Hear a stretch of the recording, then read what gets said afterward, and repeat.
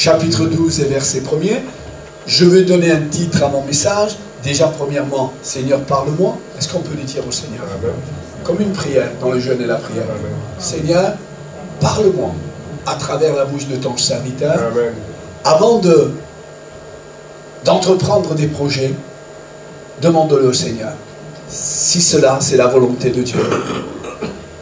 L'Éternel dit à Abraham, va-t'en de ton pays et de ta patrie et de la maison de ton père, dans le pays que je te montrerai. Je ferai de toi une grande nation et je te bénirai et je rendrai ton nom grand. Et tu seras, je vais doucement l'esprit, hein, que l'Esprit de Dieu prenne tout en main. Je rendrai ton nom grand et tu seras une source de bénédiction. Je bénirai ceux qui te béniront et je maudirai ceux qui te maudiront.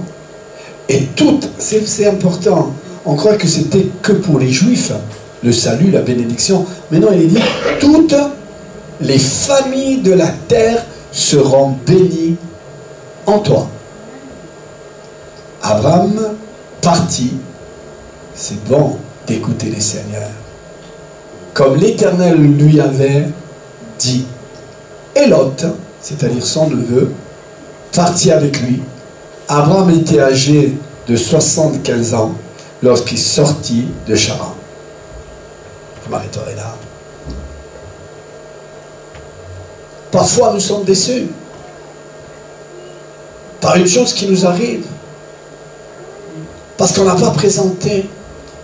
On n'a pas présenté nos projets au Seigneur.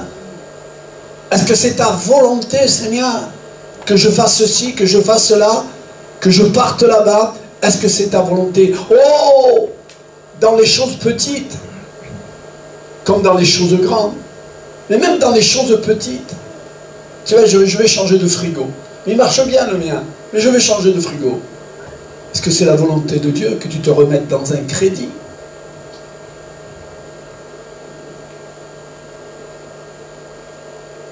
Abraham ressentait un appel. Abraham ressentait que Dieu l'appelait à être une bénédiction, être le père de la foi. Abraham sentait que Dieu l'appelait. Et Dieu l'appelle. Et Dieu lui dit, va. Et il va. Mais il prend quelque chose. Dieu ne t'appelle pas à prendre quelque chose quand il t'appelle. Non, ne prends pas. Non, le Seigneur t'appelle. Va. Mais lui, il prend Lot. Il prend Lot avec lui. Qui était Lot? Lot était son neveu. Alors, frères et sœurs, est-ce que Dieu aurait voulu que l'autre soit du voyage? Est-ce que Dieu aurait voulu que l'autre soit du voyage? On ne le sait pas. Peut-être oui, mais peut-être non.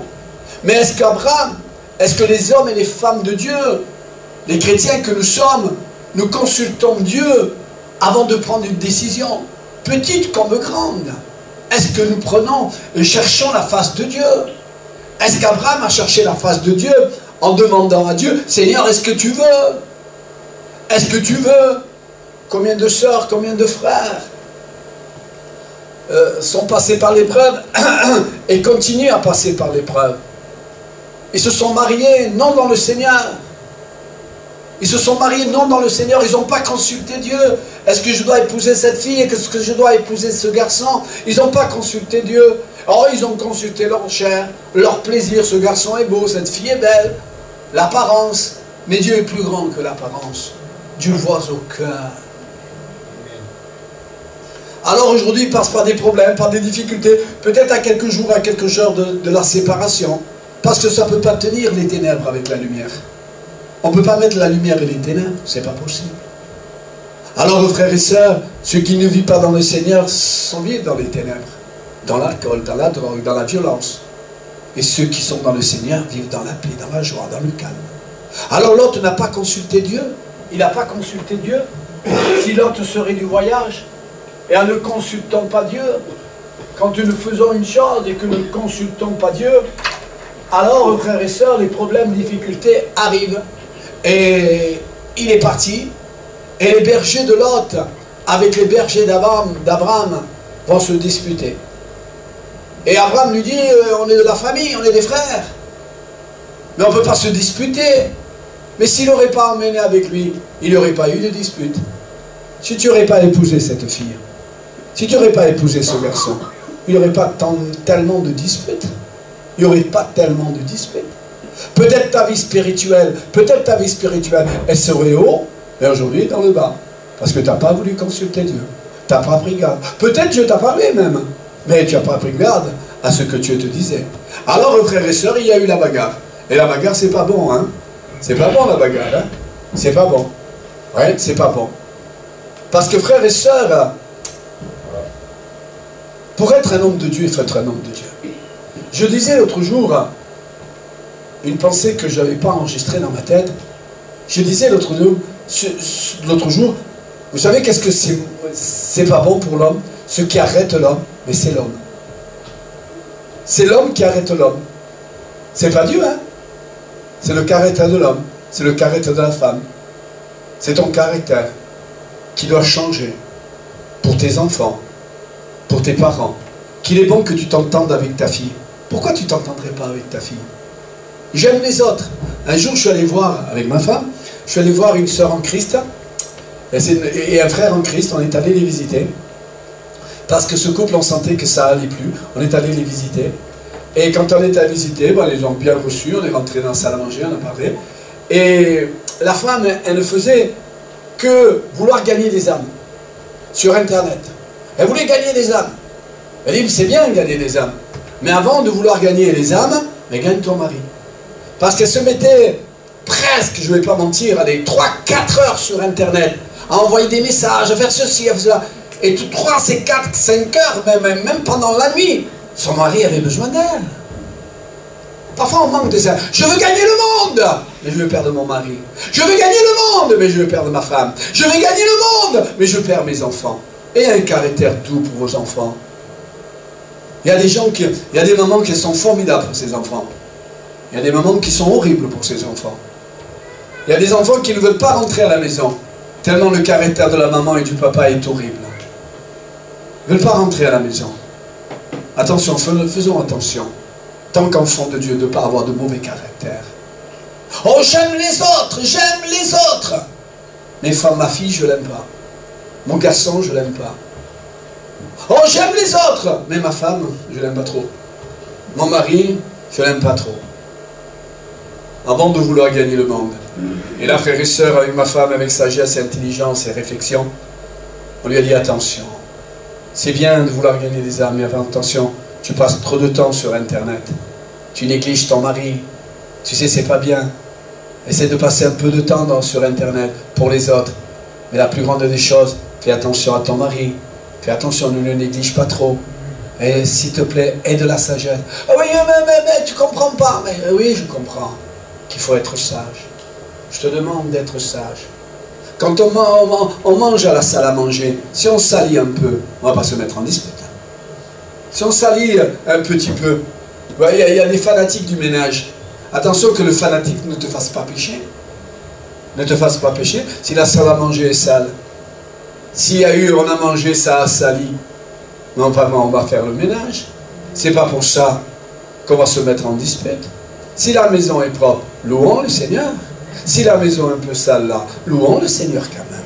C'est la paix qui est importante dans le couple. Oh, j'aime les autres. Mais commence à aimer ton mari. Oh, j'aime les autres. Mais commence à aimer ta femme. Oh, j'aime les autres. Mais commence à aimer tes enfants. Sois doux pour tes enfants. Sois doux pour tes enfants. Sois doux pour les personnes que tu aimes. Oh, vous savez, je sais qu'il y en a qui l'ont. C'est inné. C'est en eux. Ils ont cet amour pour leurs enfants. Et c'est bon. Alléluia. Moi, je parle parce que c'est bon d'être un chrétien formidable, avoir de l'amour pour les âmes perdues. Mais avant d'avoir de l'amour pour les âmes perdues, je veux avoir de l'amour pour les gens que j'aime. Il y a une femme un jour, le pasteur est en train de prêcher. Il est en train de prêcher. Il voit sa femme venir avec le matelas, avec la radio et plein de choses comme ça. La voit venir comme ça. Qu'est-ce qu'elle fait celle-là? Comme vous verrez ce matin, ma femme venir avec le matelas, avec ceci, avec cela. Et elle monte sur l'estrade. Il met tout ça sur l'estrade. Et lui, la regarde et dit, chérie, mais qu'est-ce que tu fais? Il dit, chérie, je veux vivre avec toi sur le haut de l'estrade. Tu es formidable. Tu es formidable quand tu es à l'église. Tu es quelqu'un de doux. Bonjour, comment ça va? Comme tu es mignon. Ah, dans l'église. Je veux vivre avec toi dans l'église. Mais dehors l'église, tu n'es plus le même. On dirait que tu changes. Ne changeons pas. Ayons toujours ce caractère de chrétien, ce caractère d'enfant de Dieu.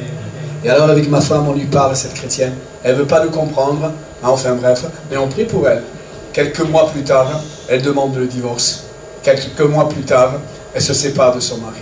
Quelques années plus tard, je vais la visiter, non plus chez elle, mais dans un autre endroit. Elle est la plus malheureuse de la ville de Nice. Son mari, c'était quelqu'un de formidable. Quelqu'un qui a mené des sous, quelqu'un qui lui payait pendant l'été. Vous savez, à la plage, il y a des transats. Il lui payait tout le louage des transats à la plage pour toute la saison. C'était quelqu'un de formidable, son mari. Mais elle a voulu gagner les âmes. Elle a voulu pas prendre garde à son foyer. Et quand on est allé la voir avec ma femme, elle était dans un état lamentable, dans un état misérable, parce qu'elle n'a pas écouté Dieu, ni le serviteur de Dieu, ni la femme du serviteur de Dieu. Alors faisons attention, prenons garde avant de prendre une décision. Prenons garde de vouloir arrêter de regarder les autres. Regardons-nous à nous-mêmes. Regardons-nous à nous-mêmes. Seigneur, est-ce que ma vie te glorifie? Est-ce que ma vie n'a pas besoin de faire des efforts? Oh, les autres, ils ont besoin de faire des efforts. Mais c'est leur problème. Mais dans ma vie, est-ce que je n'ai pas besoin de faire des efforts? Est-ce que mon caractère est un caractère qui te glorifie? Est-ce que mon parler, Seigneur? Un jour, j'étais quelque part avec des gens importants. On était en train de manger. C'était à Marseille. On était beaucoup de frères qui étaient là. Et un frère commençait à plaisanter. Waouh! Ça m'a étonné. Il commençait à plaisanter. Mais pas des plaisanteries, pas malsaines, mais malsaines. Je dis, qu'est-ce qu'il dit? Mais je veux l'attraper. On ne parle pas comme ça. Un chrétien, il doit surveiller ses paroles. On ne peut pas dire n'importe quoi. Parce qu'une parole, elle peut te fortifier, mais une parole, elle peut te tuer. Le diable peut se servir de ma parole. Vous n'êtes pas d'accord avec moi? Le diable dit à Dieu, persécute-le et il te maudira. Persécute-le. Et un jour, sa femme dit à Job, maudis ton Dieu. Non, le diable veut que tu le maudisses. Mais Dieu ne veut pas. Dis, maudis ton Dieu et meurs. Quelle femme formidable. Elle voulait qu'il maudisse Dieu et qu'il meure. Non, qu'il vive. Enfin bref. Et cette femme s'est séparée. Alors, les bergers d'Abraham et les bergers de Lot se séparent. Et là, frères et sœurs, ils vont se séparer. Mais encore une fois, sans prier. Ils vont se séparer. Ils sont à quelques jours de se séparer. Le docteur Yang Guichot en Corée, il n'est plus sur cette terre, il est parti dans le ciel. Mais un jour, il attend, le téléphone sonne, et il prend le téléphone, il dit, qu'est-ce qui se passe? Il dit, voilà, monsieur le docteur Yang Guichot, nous sommes des chrétiens de votre église de Séoul, et voilà, on veut que vous nous donniez la bénédiction de la séparation. Nous, les pasteurs, on marie. On marie, c'est le maire qui marie, mais on donne la bénédiction. Et là, il lui demandait la bénédiction pour la séparation. Mais le docteur Yang Guichot était un homme de Dieu. Il dit, écoutez, venez, venez. Et lui va se mettre en prière. Il dit, Seigneur, qu'est-ce qui se passe? Quand nous voyons des difficultés, des problèmes nous arriver, nous devons chercher la face de Dieu. Nous ne sommes pas meilleurs que l'autre. Le moi, il n'est pas mort sur la croix. Nous ne sommes pas meilleurs que les autres. Nous voyons toujours les autres pires. Mais nous ne nous regardons pas. Nous ne nous regardons pas parce que nous n'examinons pas notre vie. Parce que si on commençait à examiner notre vie, on arrêterait de dire moi. Toi, Seigneur. Et c'est comme ça qu'on grandit dans le Seigneur. Alors ils arrivent dans la maison de Yang Guichot, ils sonnent à la porte, ils rentrent, ils disent rentrez. Ils rentrent, mais quand ils rentrent, ils sentent l'atmosphère de Dieu. L'atmosphère de Dieu. Quand on prie, il y a une atmosphère. Parce qu'il est bon de prier à la maison pour laisser l'atmosphère de Dieu. Atmosphère. Passons du temps devant Dieu pour que l'Esprit de Dieu soit là. Ah, il y a d'esprit de querelle, de jalousie, de dispute, de bagarre. Mais il n'y a pas l'esprit de Dieu. Parce que nous ne prions pas. Il y a souvent des couples que je vais visiter, je dis, il faut prier ensemble. Il dit, mais j'ai honte de prier avec ma femme. Mais non, on n'a pas à avoir honte de prier avec sa femme. On n'a pas à avoir honte de prier avec son mari pour attirer la bonne atmosphère à la maison. Vous savez, les enfants sentent la bonne et la mauvaise atmosphère. Les enfants sont sensibles. Il y a des fois que les enfants ne veulent pas rentrer à la maison parce qu'il y a une mauvaise atmosphère. Il y a une mauvaise présence. Vous savez, l'Esprit de Dieu me le dit, on fait plus de mal à nos enfants, peut-être même que le diable le fait. On fait plus de mal, nous, à nos enfants, que le diable leur fait. Par notre caractère, par notre façon de vivre. Ma mère, elle est chrétienne, elle ne dit jamais « je t'aime à mon papa ». Mon papa, il est chrétien, il ne dit jamais « je t'aime à ma maman ». Et les deux sont chrétiens. Mais les deux se disputent et se querellent. Ils ne s'entendent pas. Moi, je voudrais me convertir. Mais le témoignage de mon père et ma mère, il n'est pas terrible. Hein? Consulte ta vie. Mets de l'ordre dans ta vie. Je disais à ma femme tout à l'heure, un bébé vient de naître. Un bébé, il est tout jeune là, il vient de naître. C'est-à-dire l'année 2025. Nous pouvons prendre, pas des mauvaises, mais des bonnes résolutions. Seigneur, qu'est-ce qui ne va pas dans ma vie? Pourquoi dans ce domaine-là, je ne suis pas béni? Qu'est-ce qui ne va pas? Ils ne prient pas Dieu pour se séparer. Et là, frères et sœurs, ils se séparent sans prier.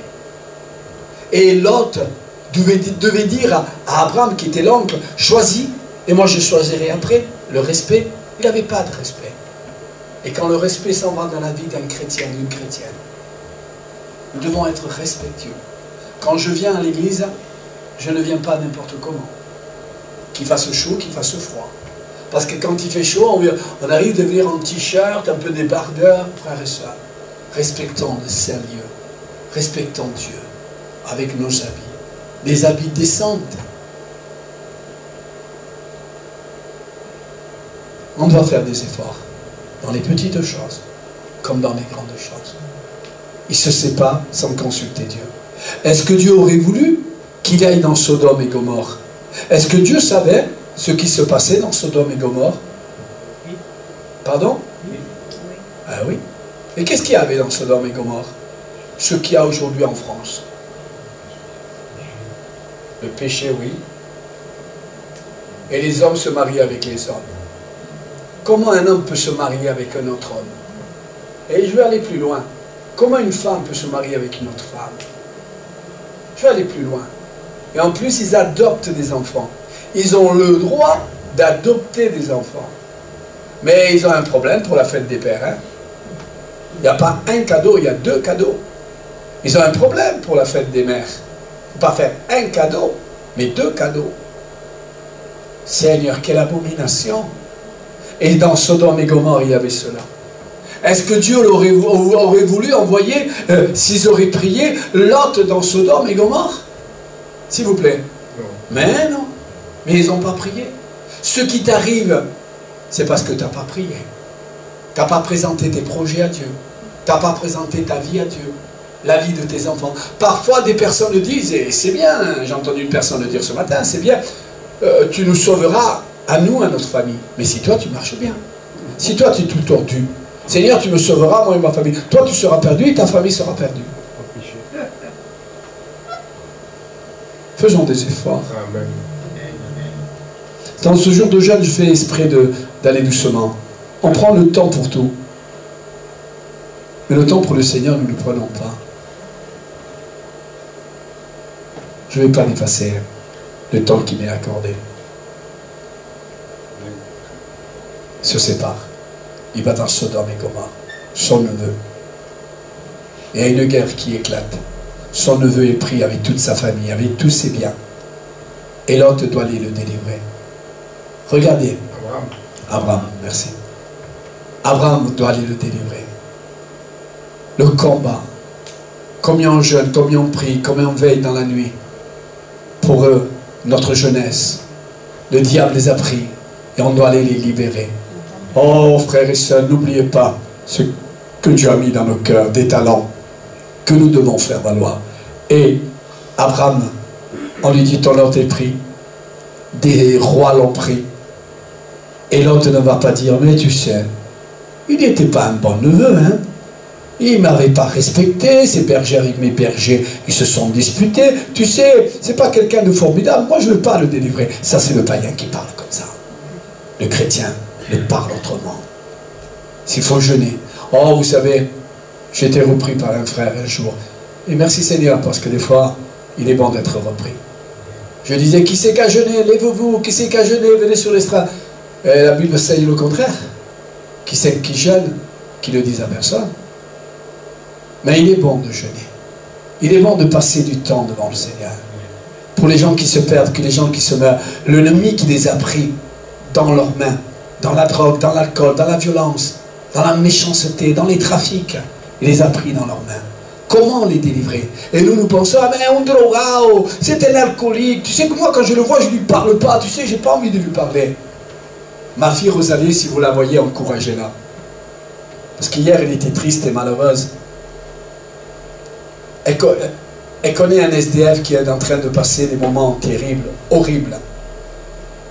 Et la dernière fois, quand elle a rencontré dans le quartier, elle a vu qu'il était tout mouillé. Tout mouillé, les habits mouillés, la couverture mouillée. Il était... Et elle lui a déjà porté du linge. Il a déjà porté des couvertures. Et elle a mis sur Internet, sur où c'est qu'elle est connectée, dans les chrétiens. Elle a pas mal de chrétiens connectés. Et écoutez, si vous avez une couverture de plus, venez me la donner. Aucun chrétien, aucune chrétienne est venu lui apporter une couverture. Aucun chrétien, aucune chrétienne. À quelqu'un qui était mouillé, plein d'eau, plein de problèmes. Rosalie a mis sur Internet, s'il vous plaît, elle avait déjeuné des habits, elle avait donné des couvertures. Et même là, je crois qu'elle a donné encore une couverture. Mais elle avait besoin de plus. Mais personne n'a répondu à l'appel. Vous savez, on marque tout, on sait tout. Rosalie, l'autre jour, a dit, vous savez, pour l'école du dimanche qu'elle est en train de faire avec une sœur, on a besoin, parce qu'on est très peu, on est 4, je crois que ce sont 4 ou 5. S'il vous plaît, venez vous mettre. Et personne n'a répondu à l'appel. Simplement, je crois, une qui a répondu. Après, Rosalie a dit, tu sais, le ménage, hein, Rosa, vous tournez très peu, hein, vous tournez souvent, vous, hein, pour faire le ménage. Si ça sent bon ce matin, parce que si ça sentait mauvais, on ne pourrait pas rester autant de temps. Mais une sœur est venue, a fait le ménage. Et je pourrais dire, c'est toujours les mêmes qui font le ménage. Et Rosalie me disait, papa, les hommes, les femmes, oui, mais les hommes aussi. Pourquoi les hommes, nous ne mettrons pas la main à la pâte? S'il faut faire le ménage, il faut faire le ménage. Mais personne n'a répondu. Oh, le ménage, il y a toujours quelqu'un qui le fait. Voilà. Toujours l'autre. Mais pourquoi pas un peu toi? Toujours les autres, pour la garderie, pour que les enfants, tes enfants, soient instruits selon la parole de Dieu. Marque-toi pour l'école du dimanche que nous faisons le dimanche matin. Marque-toi pour le ménage. Ah, mais le ménage, mais à la sœur telle qui fait le ménage. C'est vrai. Mais toi, tu ne le fais jamais. Tu ne crois pas que Dieu voit ça? Ouais, Dieu voit que je me tiens en prière. C'est vrai, il te voit quand tu es en prière. Mais il te voit quand tu refuses le ménage. Quand tu refuses d'être en garderie.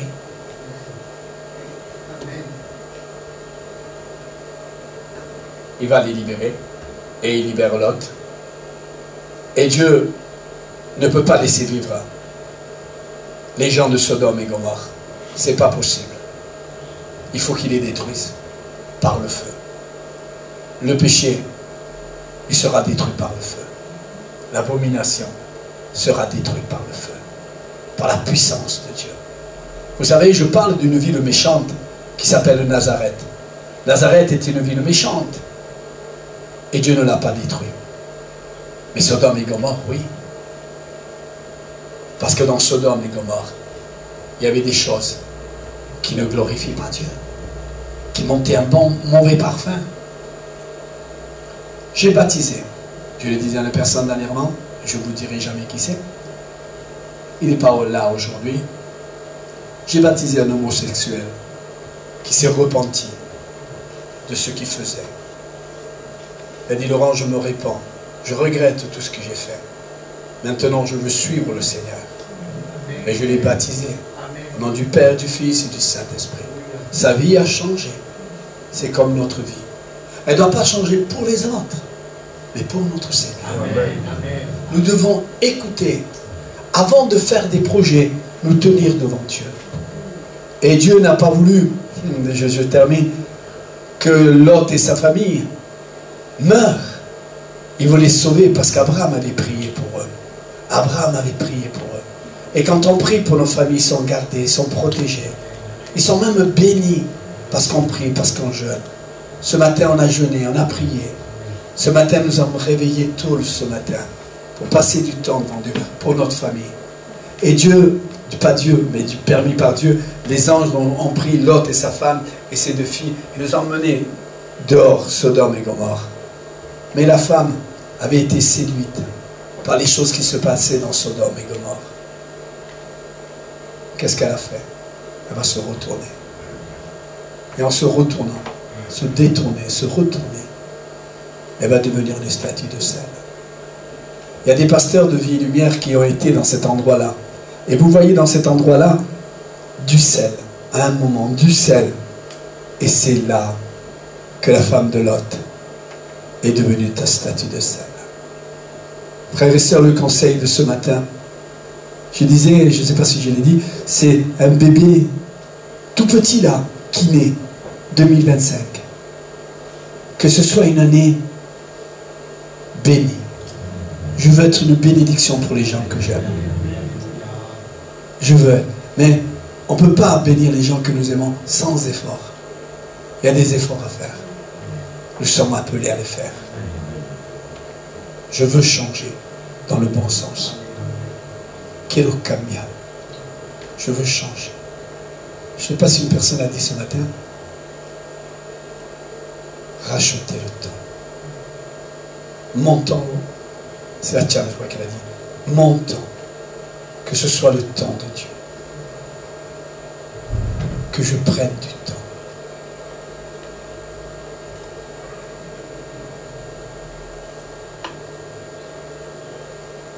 Je ne sais pas aussi qui va m'emmener tout à l'heure le Seigneur, mais je le laisse faire. Celui qui veut venir avec moi, et avec Gabriel et Khala, souhaiter la bonne année à notre oncle, venez avec nous. Allez, commencez à faire des erreurs. Mais je dois aller au Leclerc. Ah, ça ne fait rien, si tu ne manges pas, tu continueras à jeûner.